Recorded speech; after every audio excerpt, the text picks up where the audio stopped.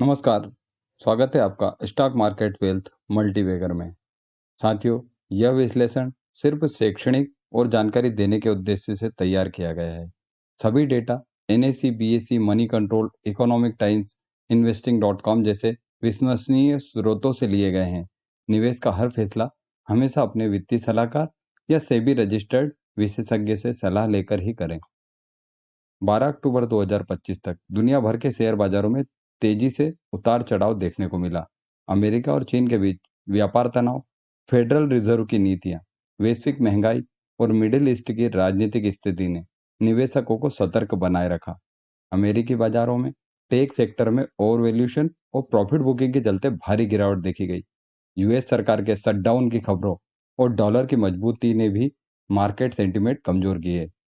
Dow Jones 1.90%, S&P 500 2.71% और Nasdaq 3.56% तक गिरा।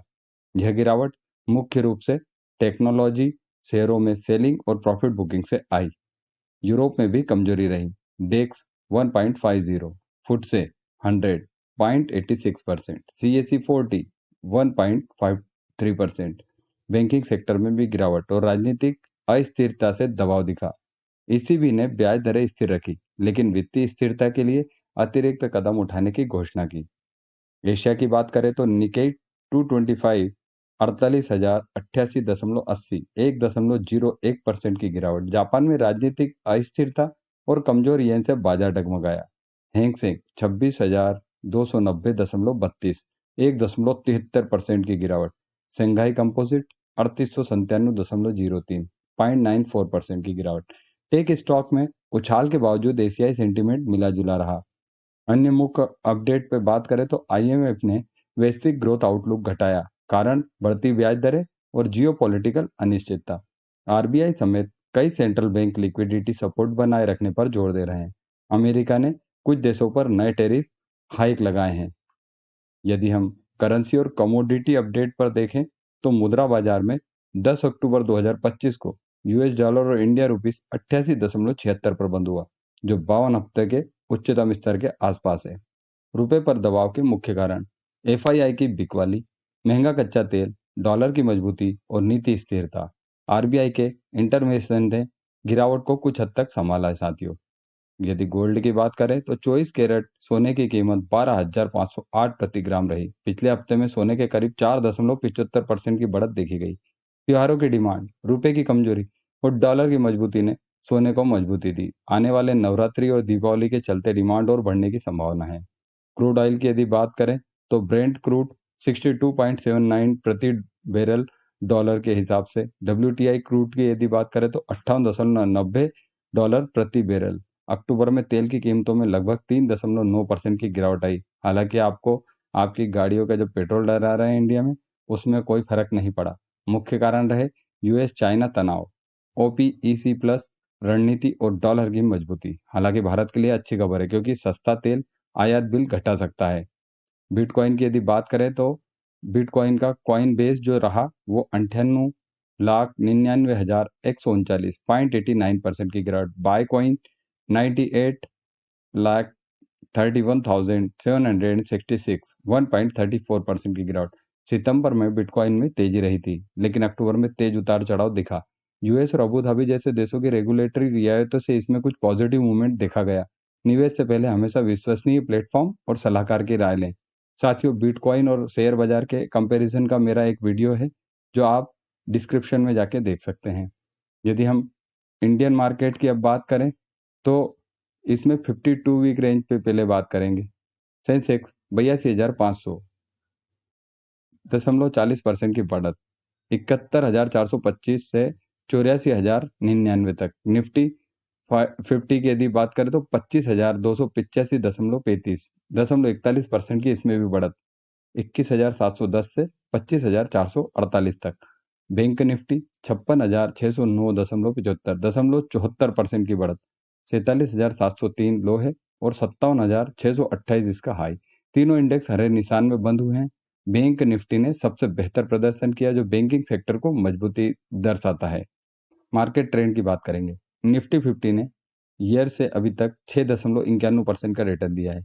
मार्केट ब्रेड पॉजिटिव रही। निफ्टी 50 के 36 स्टॉक बढ़त में रहे। स्मॉल कैप सेगमेंट में हल्की करेक्शन देखने को मिली। FII-DI की डेटा पे बात करेंगे। 8 अक्टूबर को 81.28 और 329.96 DII का। 9 अक्टूबर को 1308.96 करोड़ और वहीं DII का 864.36। 10 अक्टूबर को 459.20 और उसी के अगेंस्ट में DII ने 1707.83% का खरीदी करी। अक्टूबर में अब तक FII ने -672 करोड़ की बिकवाली की है, जबकि DII ने 10,089 करोड़ की मजबूत खरीदारी। यह दिखाता है कि देसी संस्थान मार्केट को सपोर्ट दे रहे हैं, जबकि विदेशी निवेशक सतर्क हैं। सेक्टरल परफॉर्मेंस की बात करेंगे।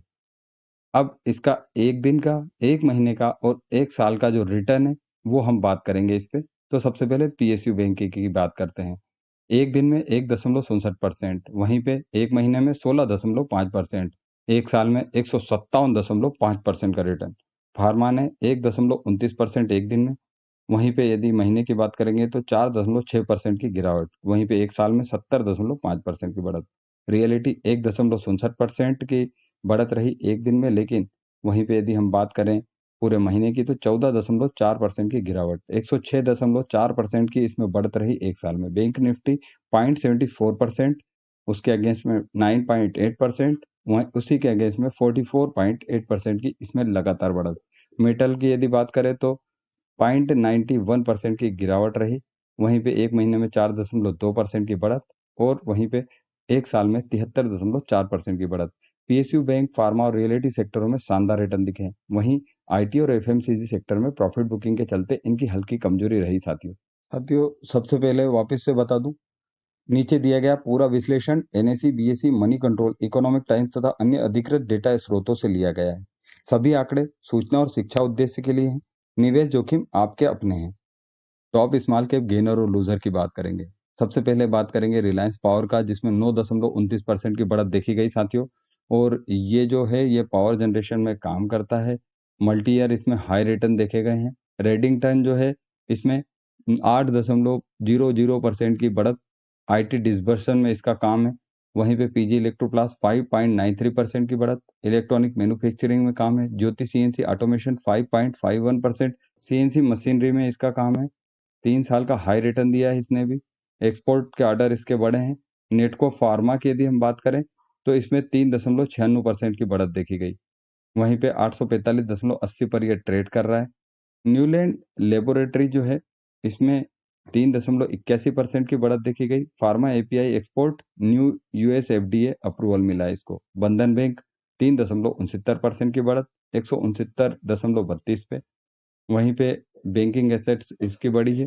क्वालिटी इंप्रूवमेंट हुआ है। सेजिलिटी की यदि बात करें तो 3.57% की बढ़त देखी गई। BPO सर्विस कंसिस्टेंट ग्रोथ है इसकी, हाई वॉल्यूम। नवीन फ्लोरिन की यदि बात करें तो 3.37%। स्पेशलिटी केमिकल अबोव की MAS न्यू कॉन्ट्रैक्ट। CDSL की बात करें तो इसमें भी 3% की बढ़त देखी गई और इसको डिपॉजिटरी सर्विस का न्यू इन्वेस्टमेंट मिला है। बेस रिकॉर्ड की यदि बात करें तो एजिस वोपेक की बात करें तो 276.77 पर ट्रेड कर रहा है। 2.98% की इसमें बढ़त रही। लॉजिस्टिक स्टोरेज स्टेबल रिटर्न हुए इसमें। एप्टस वैल्यू हाउसिंग फाइनेंस की यदि बात करें तो 2.84% की बढ़त। Housing finance improving. NPA high net interest. Kajaria ceramic की बात करें 2.66% की इसमें बढ़त रही, क्योंकि इसका स्ट्रॉन्ग अर्बन डिमांड रहा साथियों। ब्रिगेड इंटरप्राइज 2.56% की बढ़त। State pre sales growth new launch. इन स्टॉक में तेजी के प्रमुख कारणों में बेहतरीन तिमाही नतीजे, MSCI और फुट से रीबैलेंसिंग, कंपनियों के AGM announcements, corporate action events, dividend और बायबैक के, बिजनेस टर्नाराउंड मोमेंटम और मूवेबल एवरेजेस जो 30, 50 और 200 DMA के ब्रेकआउट में है। रिलायंस पावर, PG इलेक्ट्रोप्लास्ट और रेडिंगटन जैसी कंपनियों में वॉल्यूम सर्ज और बढ़ती इंस्टीट्यूशनल होल्डिंग उत्साह का संकेत है। फार्मा और केमिकल जैसे डिफेंसिव नीच सेक्टर में भी मजबूत प्रदर्शन रहे साथियों। वहीं पे टॉप लूजर्स की यदि हम बात करें तो इसमें आप देखें गॉडफ्रे 3.64% की गिरावट, इन्वेस्टमिंग नो 3.34% की गिरावट, सिग्नेचर ग्लोबल 2.81%, रेडिंगटन 2.68% की गिरावट, PVR आइनॉक्स 2.35% की गिरावट इसमें देखी गई साथियों। वहीं पे एमसीएक्स की बात करें तो 1.81% की गिरावट, अंबर एंटरप्राइज 1.74% गिरावट। कई लूजर्स में ऊपर के स्तर से profit booking, weak earning expectation और सब कुछ रेगुलेटरी अनाउंसमेंट से या सेक्टर रोटेशन ट्रिगर है। कुछ स्टॉक्स टेक्निकल वीक जोन जैसे मूविंग एवरेज के नीचे थे, इसमें ट्रेड हुए। एजीएम क्वार्टरली रिजल्ट के इम्पैक्ट में दबाव आए। Health care, reality, media, FMCG जैसे सेक्टर में करेक्शन देखे गए साथियों। सेंसेक्स और निफ्टी अपने मुख्य सपोर्ट लेवल पर बने हुए हैं। बैंक निफ्टी का इमीडिएट सपोर्ट 56,000 पर है। स्मॉल कैप अभी भी कमजोर ट्रेंड में है, लेकिन चुनिंदा क्वालिटी स्टॉक में बाउंस बैक संभव है। पीएसयू बैंक, ऑटो और इंफ्रा सेक्टर में आगे भी मजबूती की उम्मीद है साथियों। अगले सप्ताह मार्केट की दिशा तय होगी साथियों।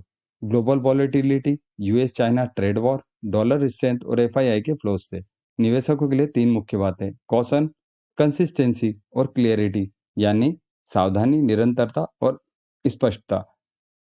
साथियों, यह रिपोर्ट सिर्फ शिक्षा और जानकारी के उद्देश्य से है, किसी भी हिस्से को निवेश सलाह ना समझे। निवेश बाजार जोखिम के अधीन है और निवेश से पहले अपने वित्तीय सलाहकार से परामर्श जरूर करें साथियों।